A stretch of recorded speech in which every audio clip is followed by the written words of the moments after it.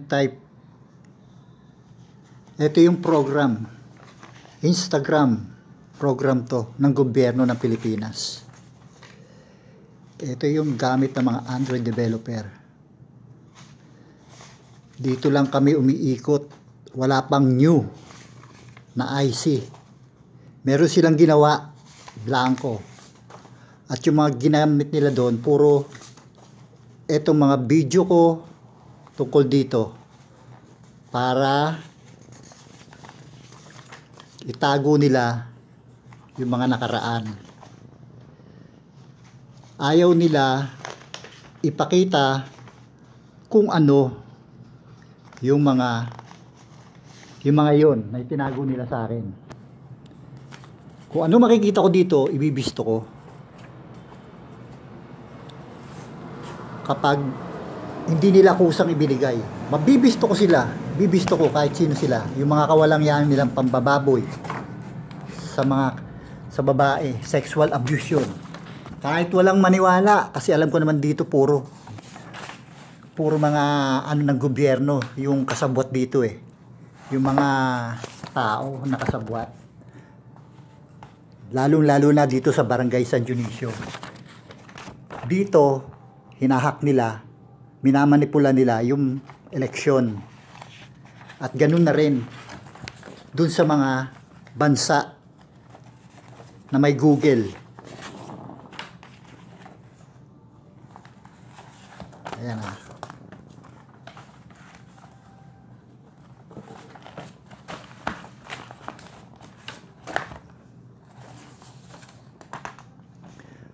Ano to? 62 pages nung pinaprint ko. Pagkatapos iniwan ko dun sa pinagprintan kong computer shop. Nung kukunin ko na, bago ko iwan to, 62 pages to. Nung kukunin ko na, binayaran ko na. Pagbilang niya, 58 na lang. Sabi ko, asan yung 4? Baka daw nawala. Ewan, parang ganun. Bakit nagkulang?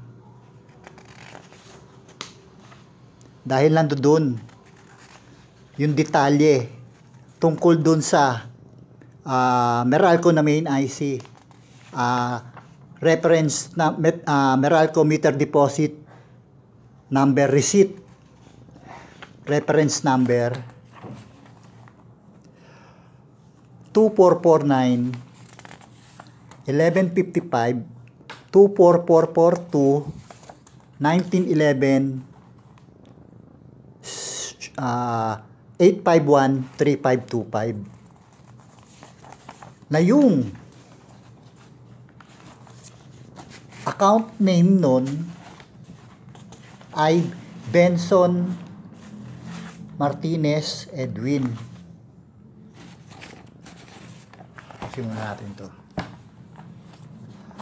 Ang account number nun ay 1974-437-51.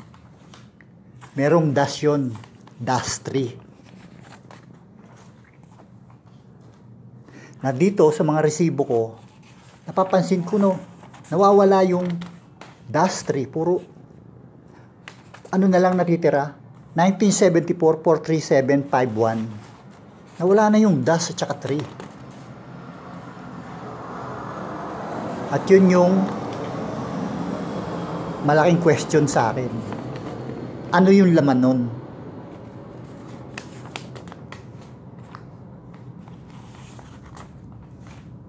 Napunta sa underscore, sa tuldok, kung ano-ano, kung saan nila nililipat-lipat kapag na-error yung IC. Hindi ko nga alam. Nananalo rin pala ako sa kanila.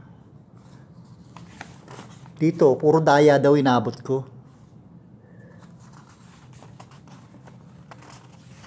Yung asawa ko, nung nagtatrabaho sa rounds, akala ko nagtatrabaho. Yung pala, ang ginagawa ni Manny de la Serna, sinisira yung kaisipan ng asawa ko. Ginawa niyang kabit, diloko-loko niya. Pag kinakantot niya, doon sa CR patuwad. Pinapipilahan niya sa lahat ng empleyado ng Rounds Printing Corporation.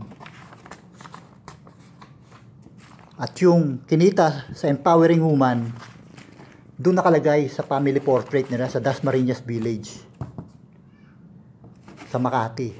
At yun yung nakatago dito. Yung file ng Dasmariñas Village, Executive Village, mga executive account yung tinago nila. Yung mga tao dito. Kaya ngayon binubura nila sa PFX account. Dito tatago nila sa akin si Eugene. Kung ano ang sinapit ng asawa ko, ganun din ang sasapitin ni Eugene Bernardo. Ano to? Sexual abuse. Tandaan nyo.